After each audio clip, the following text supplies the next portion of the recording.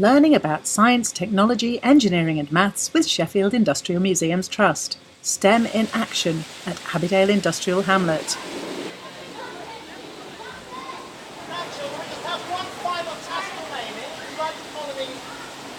All of our sites that form Sheffield Industrial Museums Trust have a really strong connection to the science and technology history of Sheffield. We often get visits from people in industry to come and see how it started. So it's really important, I think, for children as they're beginning that journey into potentially careers in engineering to know about where it started and how people used really quite basic things like water power, for example, and innovated. We're looking to broaden our offer to offer more science, technology, engineering and maths based sessions. From a practical point of view, you can see science and technology in action here. Come on, gather round if you're with the unions. Gather round if you're not, and I'll do my best to try and convince you. Today we've got Who Shot Mr. Tyzack, which is a new session that we've developed after doing some historical research into the people who owned the site. We should be paid, us grinders, £2.10 per week. We work hard here at Abbeydale, we deserve it. And finally, we should be able to inspect the works and their conditions. One of the sessions is based around maths, and they look at the daily spend of a normal family working on the site and compare that with how much that family would be earning. Learning about pounds, shilling and pence as well, so there's the 12 times tables in there, as well as 20 times tables. Salt, how much was the salt? 60. What's the D stand for? Pence, good. And then they might go off and do another session which is based around geography and looking at the geography of the site using sort of basic science principles. It's a heritage site, it's fabulous, it's brilliant for the children to learn about local history on their doorstep, and it offers a lot of opportunities for that as well as other areas of the curriculum. We've got year sixes that come for sort of science-based topics like levers and pulleys, and it just offers a load of different opportunities not that far away from school. Lots of participation, the children really engage with the fact it's a story, there's a bit of drama behind it. These children, we get them in year 3, they're now going into year 4, so they've got that really strong foundation of number, and things like this to apply it to real life contexts really helps. I couldn't pay for one of these myself because I don't get paid enough.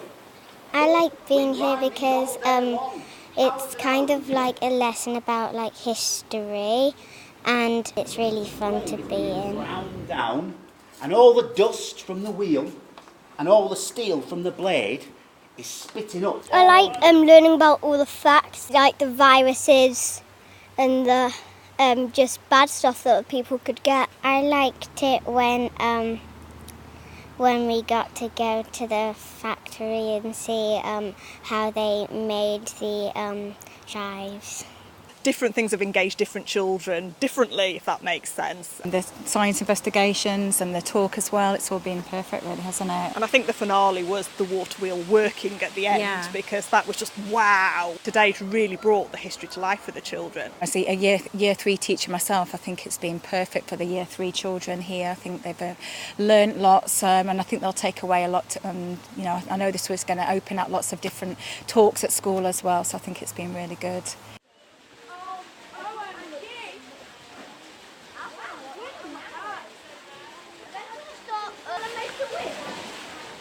The power of water at Shepherd Wheel. At Shepherd Wheel we run a session called The Power of Water, so it's drawing on that idea of the power for those machinery coming from the water. There's a little interactive game in the form of an app which allows the children to explore the site by answering questions, and for every question they get more blades, little icons on the app. Almost up to 200, that's good. Well done. You can go faster, remember, in the corner there. Once you've got the correct answer, you need to grind the knives on the wheel. Me and Elliot got at least 456 around that. So we're using the energy of that water and we're controlling the flow of it over the water wheel. So we've got that water trapped up there in the dam and in the pen trough as stored energy. The interactor introduces them to different aspects of the site, and there's also opportunity to meet one of our engineers. Often they have worked in industry and can tell the children first-hand experience as well as some of the history of the site. Every time that great big one goes round once, that little one goes round 15 times, so it's speeding up. Every time you go from a great big gear to a little gear, it speeds up. Or a great big wheel like that one to a medium-sized wheel, it's getting faster and faster and faster. And that's how you get this one to go 600 times a minute, when the water wheel is only going around 8 times a minute. This is definitely the sort of thing that we look to at Own Scouts, especially as the cubs come from Sheffield. It's nice for them to learn about the town that they live in.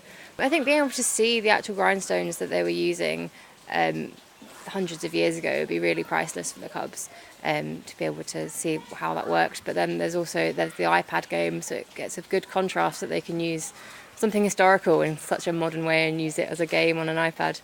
I imagine that's quite cool. And yeah, the staff seem really knowledgeable. They seem to know a lot about the wheel and how it works, and they've answered all the kids' questions really well. I imagine there's loads of stuff that they've learned tonight that they'll be able to apply and get some more badges in the cubs. You can be places that you've never been before. You learn more facts and it's fun. I've learned when the building was made, it's nice and peaceful. Good. Welcome to Kelham Island Museum for the story of the Steel City.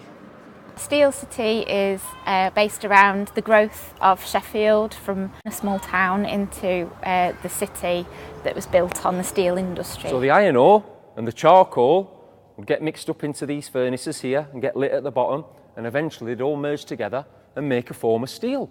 They learn all about Benjamin Huntsman, the fact that he created the crucible steel making process. Some of it is just teaching them the basics of it, and then obviously they get to sort of engage with it themselves as well, making spoons afterwards, creating a production line. They learn all about the Bessemer converter. They then go into the soft play area, which is a reflection of how the Bessemer conversion process works.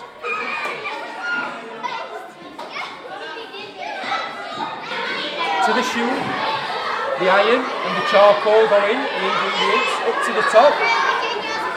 And remember, only when it's upright can you set it off. And that's the Bessemer converter working inside. They learn more through doing things rather than just sitting and reading a book or being told about it. Being part of it, they learn more and keep it in the brain more. Hannah is so not a sciencey girl. She's more pink and anything glittery. But she's loved it. She's enjoyed every moment. We'll be coming back. I'll be bringing my other child as well because he's loved science. So this will be part of it. It'll be a day trip for us, definitely. That was a really good idea, though. Oil. Any other oils or anything else I could try? Yes. Gardening oil. This is Irony. And she's a friend of ours at the museum who's a character in a story all about stainless steel. It's trying to explain how you can take iron, which was irony, which is a very hard substance, very useful, but then convert it into something that's shiny and rust-proof, and then eventually stainless steel. Have you had a good day? Yeah! My favourite bit was the play area. I liked making the spoons, it was very challenging. It got my brain thinking. I enjoyed making the spoon area because it was really challenging. It was harder than I thought. We made 45 spoons together. We're learning new things that we didn't really know about. They make steel with iron and charcoal. I'd say it's a lot of fun because I kind of got inspired by the things that were here. All the big engines I quite liked as well. Overall excellent, really. Big pipe going down the side into the bottom. That is the You could ask them a question in the morning, why are we known as the Steel City worldwide? Because we made a lot of steel in the past. Right, 2 hours later, hopefully, even at 8 years old, you can sit them down and say, all right, what are these pots called? Crucible pots. How hot did they have to be in the oven? 1,550 degrees. Who invented these? Benjamin Huntsman. He was a clockmaker. And it's about engaging them at this age now so that hopefully they might have an aptitude in the future to become engineers themselves. When they were making the spoons, we were looking at how many they would possibly make in an hour. We're a maths-focused class, So as much of that as we can tie in, it's better for the children. And this day just sort of encapsulates that really. Nice mixture of hands-on stuff, things to listen to, things to do, things to dress up in, things to see and lots of questions to ask, and they've never been afraid to ask plenty of those. It's exceeded my expectations of what the museum offers.